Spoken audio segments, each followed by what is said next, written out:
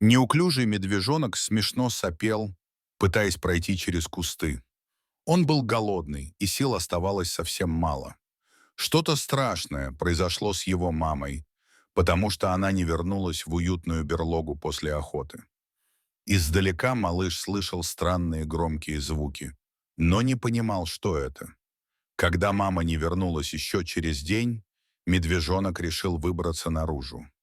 Он сильно хотел есть, но вокруг из еды не было ничего, что ему бы подошло, и он осторожно отправился в путь, сам не зная, куда и зачем. Малыш почти потерял сознание, когда краем глаза заметил движение зверя, который смотрел на него и тяжело дышал. От испуга. Кроха вздрогнул и закрыл глаза. Потом он почувствовал, как его взяли за загривок и понесли куда-то. Путь был не близкий, и последнее, что запомнил медвежонок, были странно сложенные деревья. Иван Ильич прожил в этих краях последние 15 лет, с того времени, как вышел на пенсию. На окраину деревни часто наведывались лисы, и старый друг посоветовал Ивану завести кошку. Так во дворе появилась Мурка, роскошная пушистая кошечка. Котенок быстро рос, поражая умом и сообразительностью. Как только Мурка подросла, Иван с женой стали брать ее с собой в лес за грибами и ягодами. Со следующей весны Мурка стала пропадать. Сначала ненадолго, а потом могла уходить со двора на целый день и появлялась к вечеру. Со временем к этому привыкли. Пришла пора Мурке стать мамой. Пополнение ожидали с волнением, первый раз все-таки. В назначенный день Мурка привела 4 малышей. 2 девочки и 2 мальчика. Точные копии мамы, уже будучи крохами, поражали красотой. Мурка оказалась заботливой мамой и ни на секунду не отходила от потомства. Котята росли не по дням, а по часам, окруженные любовью и заботой пушистой мамочки. Преданная кошка попросилась в лес. Иван отпустил, ни о чем не беспокоясь. Когда кошка вернулась, даже не заметили. Только через пару дней Иван обратил внимание, что что-то не так в кошачьей семье. А когда присмотрелся, ахнул. Под боком у Мурки стало на одного котенка больше.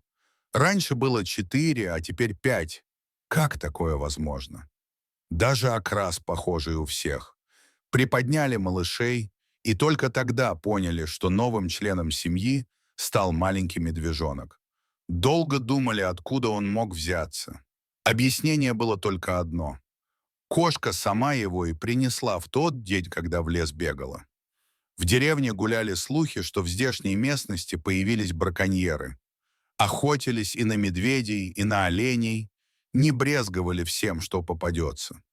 Так, видимо, и получилось, что они убили медведицу, а малыш остался один. И как только рука поднялась, все ведь знают, что в это время года у медведицы рождается потомство. Подумали и решили оставить медвежонка. Но не вывозить же его в лес в таком нежном возрасте. Он от силы пару дней там сможет прожить. Немного подрастет и станут приучать его к лесу, а пока пусть живет здесь. Медвежонок мало чем отличался от котят, такой же смешной и неуклюжий. Так и росли все вместе. Как только стало возможно, понемногу стали выводить на прогулку. Медвежонок ковылял рядом с приемной мамой по опушке леса и жадно втягивал в себя новые запахи. А та старалась, что-то показывала, учила. Скоро из всего потомства только медвежонок и остался.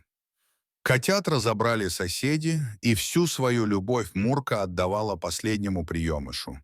Хотя с каждым днем сын становился все больше. Наступило время, когда Мурка снова попросилась в лес, рядом с ней побежал медвежонок. С тех пор их совместные прогулки стали частыми, но они всегда возвращались, пока однажды кошка не вернулась одна. Иван с женой поняли, пришло время отпустить дикого зверя. Животным виднее, когда правильнее всего это сделать. Видно, научила его приемная мама всему, что сама знала, передала опыт и отправила во взрослую жизнь, правда, потом долго скучала, не отрываясь, смотрела в сторону леса, но на прогулку не просилась. Постепенно жизнь вернулась в прежнее русло. О том, что у них был малыш-медвежонок, стали забывать. По-прежнему ходили в лес и занимались хозяйством. Каждый раз, когда они ходили по грибы или ягоды, кошка надолго пропадала в дремучем лесу, но возвращалась и, казалось, была счастлива. В тот раз они сами не заметили, как забрели слишком далеко. Верная Мурка в этот раз пришла к ним раньше обычного и вела себя очень странно. Выглядела обеспокоенной, нервничала, а хозяева так увлеклись сбором грибов, что внимания не обратили, пока Иван Ильич не поднял глаза от земли. Он замер от страха. Всего в 10 метров от них стоял матерый волк. Мужчина сразу понял, что волк не один. Неподалеку вся стая. Обычно серые хищники не ищут встречи с человеком и не нападают первыми. Что заставило на этот раз нарушить правила, Иван не понял. Может, они слишком далеко зашли на территорию стаи. Может, зверь был зол на них из-за браконьеров. А может, вожак учуял кошку. Можно было только догадываться, но это сейчас было неважно. Мурка приняла боевую стойку, выгнула спину и зашипела, предупреждая, что будет защищать своих людей. Глаза вожака сверкнули совсем недобро. Кто знает, чем бы закончилась эта неожиданная встреча, если бы позади Ивана Ильича с женой не раздался громкий треск ломающихся веток. Это был медведь. Он и так был огромен, но когда встал на задние лапы, то вовсе показался монстром. Краем глаза мужчина заметил, что Мурка не испугалась и не ринулась защищать их, и тут его осенило. Это ведь тот самый приемыш, которого Мурка так заботливо принесла из дремучего леса и выкормила своим молоком. Так вот, куда постоянно пропадала Мурка, бегала в лес проведать своего приемыша. Это для всех он был большой и страшный, а для нее котенок, которого она любила и воспитала. Котенок, который не забыл доброты и не знал другой мамы, кроме той, что его вырастила, и которая сейчас вместе с ее людьми нуждалась в его помощи. Устраивать сражение волки не захотели, грозного рева медведя хватило, чтобы волки покинули поляну.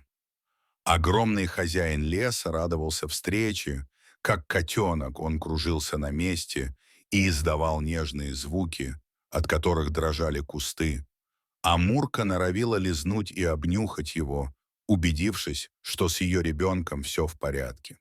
Для медведя. Эта кошка стала мамой и спасительницей, и теперь пришел его черед отблагодарить за все.